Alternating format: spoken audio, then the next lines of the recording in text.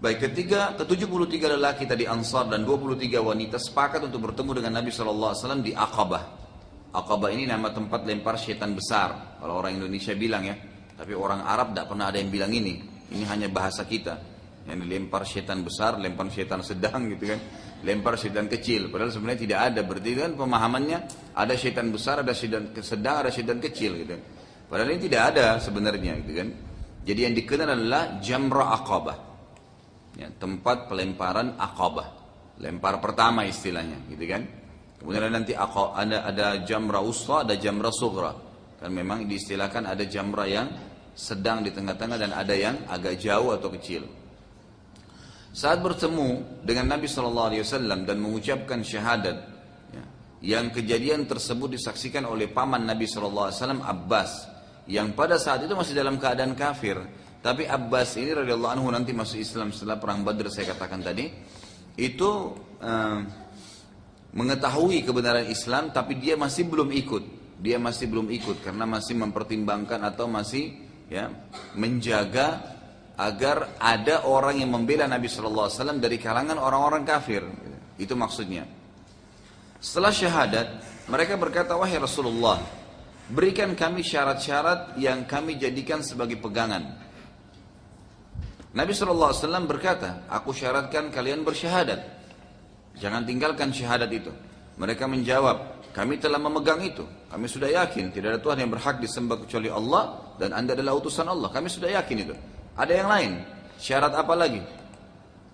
Maka Nabi SAW berkata, aku juga syaratkan kalian tidak boleh berbuat maksiat, baik secara sembunyi ataupun terang-terangan.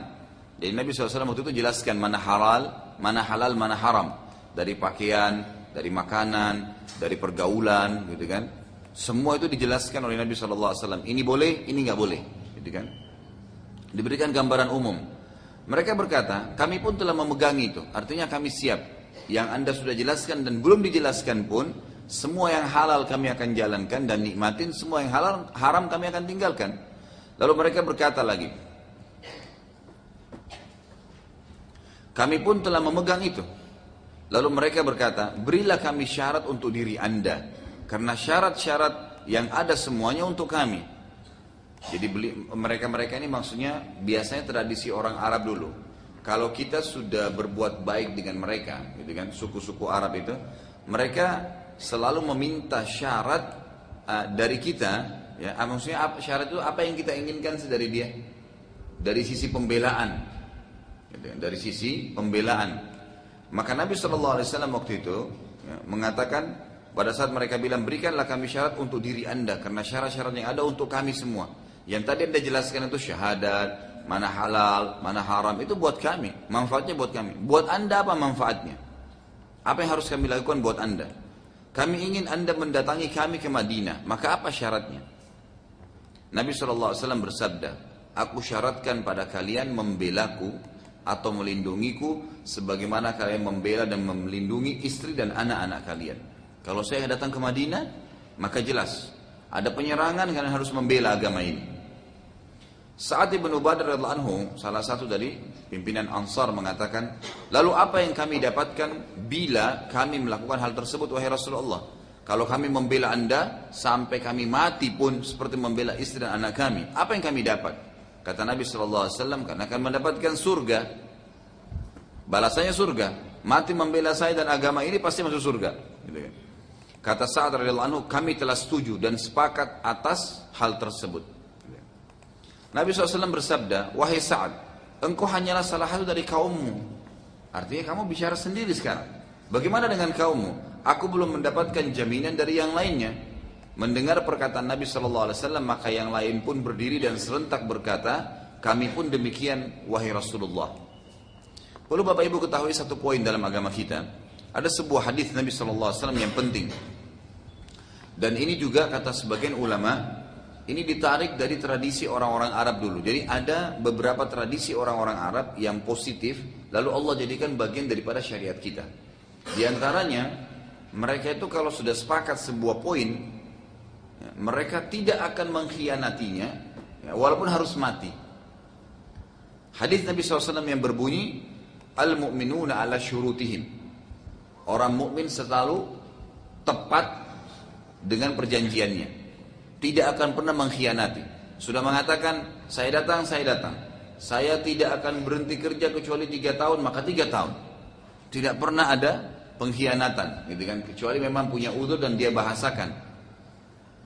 Di sini Nabi SAW menekankan hal tersebut tadi, meminta syarat agar dibela, karena maslahatnya sudah sampai pada tingkatan pembelaan dan perlindungan dalam hal berperang. Jadi kalau Nabi SAW sudah hijrah ke Madinah, kata para ulama sirah, di sini Nabi SAW bukan lagi hanya sekedar hijrah, kemudian tinggal diam di Madinah saja, selesai, enggak. Tapi Nabi SAW akan membuat pasukan yang besar dari Madinah nanti, yang akan merebut Mekah dari kekufuran. Maka memang butuh syarat ini. Harus kalian membela saya. Kalau saya ke Madinah, saya perintahkan nanti jihad, kalian harus ikut. Gitu kan, membela agama ini. Kalau Madinah diserang, maka kalian akan bela. Kalau saya suruh menyerang, maka kalian akan ikut. Nabi SAW juga berkata, berkumpullah dan bersepakatlah, lalu utus kepadaku pimpinan-pimpinan kalian. Artinya, kalau sudah sepakat dengan poin ini, sekarang saya butuh satu hal lagi. Kumpulkan pimpinan-pimpinan suku. Dan kita sudah tahu, tentu berlaku di muka bumi ini sebuah sunnatullah. Kalau satu suku, kepala sukunya udah sepakat, gitu kan, umumnya semuanya ikut. Maka setelah sepakat, masyarakat Madinah mengutus 12 orang dari kepala-kepala suku mereka yang mewakili mereka menemui Nabi SAW dan akhirnya membaiat beliau, artinya memberikan betul-betul jaminan bahwasanya kami siap untuk berjihad, kami siap untuk membela Anda, gitu kan, dengan dalam keadaan apapun, ya, sampai pada tingkat mereka mengikrarkan walaupun kami semua akan mati di kota Madinah, kan gitu, yang penting kami membela Anda. Inilah yang dikenal dengan baiat Aqabah yang kedua. Jadi baiat itu berarti kita memberikan segala sesuatu yang dibutuhkan oleh pimpinan yang sifatnya tidak melanggar hukum agama. Jadi seperti misalnya kita menyetujui Presiden Indonesia misalnya pada saat dipilih, kemudian kita mengatakan saya setuju dengan atau memberikan dukungan terhadap presiden tersebut, namanya baiat. Kita memberikan kesepakatan. Tapi baiat ini hanya berlaku pada pimpinan negara. Jadi keliru kalau seperti ada sebagian kelompok kita di Indonesia ini yang mengaku Islam, kemudian membaiat atau menggunakan istilah baiat dalam kelompoknya. Jadi ketua yayasannya atau ketua kelompoknya dikatakan harus dibaiat. Jadi apapun yang dia sampaikan harus dipatuhi. Ini nggak boleh. Ini nanti akhirnya membuat masalah-masalah muncul. Karena baiat hanya dibolehkan oleh atau kepada pimpinan negara. Ya.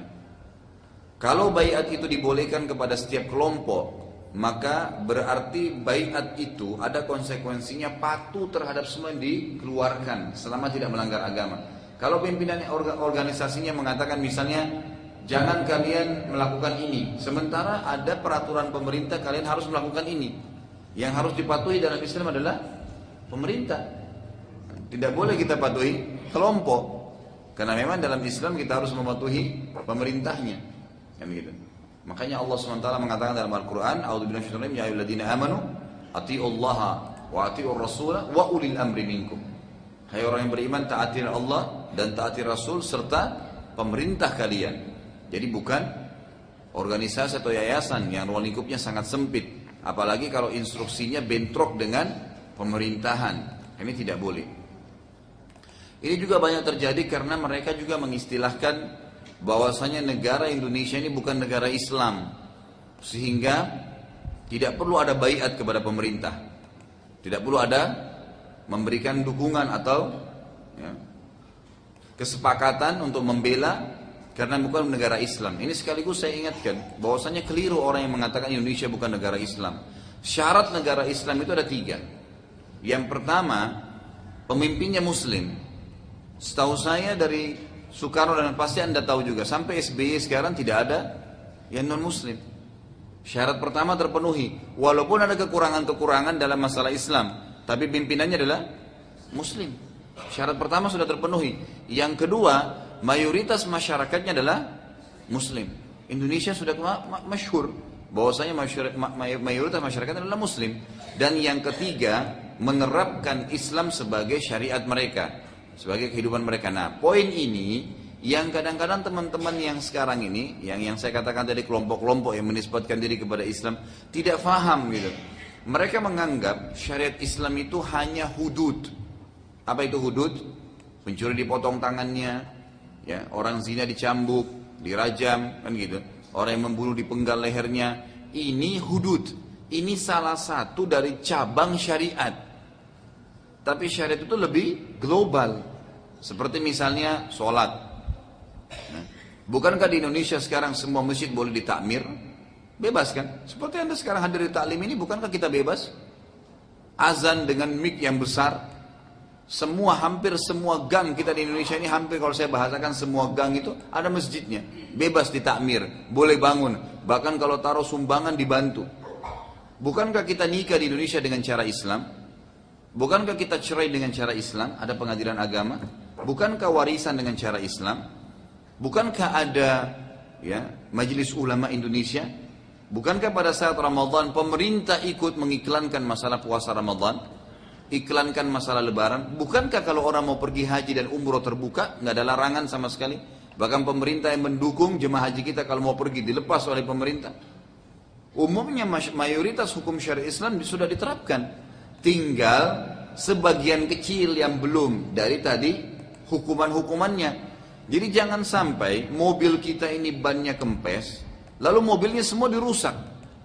Udah ban yang kempes satu diganti, ditambal, jalanin mobilnya. Ini enggak, semua negara ini kafir, ganti semuanya. Dari mana ini? Ini dari luar. Dan ini awalnya dari kata-kata baiat nih.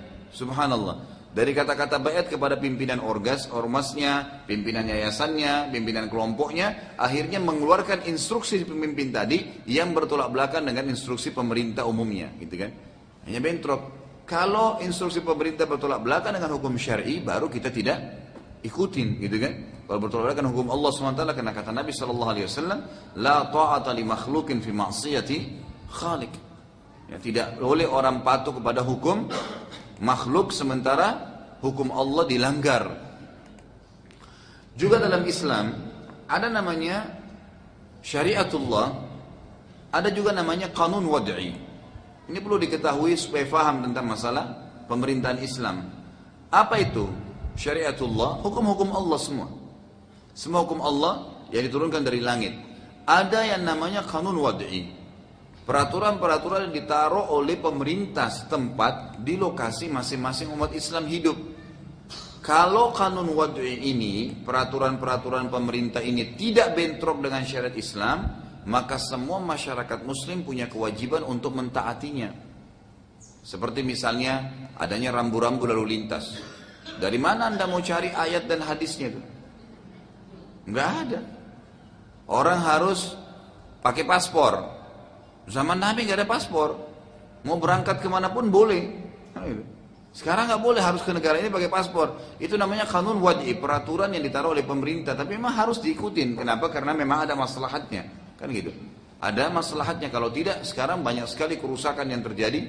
Orang yang bawa narkoba, orang yang ini, orang yang itu, membunuh atau perusak kriminal di satu negara lalu ke negara lainnya, gitu kan? Kemudian sama orang sekolah, mungkin ada ijazahnya. Zaman dulu tidak pakai ijazah. Kita sekarang pakai KTP supaya dikenal, tinggal di lokasi mana, ada pengenalnya. Tidak ada KTP di zaman Nabi SAW. Ini namanya kanun wad'i, peraturan pemerintah yang ditaruh. Dan ini kalau tidak bentrok dengan hukum Allah dan berisi maslahat umum, maka wajib untuk dipatuhi.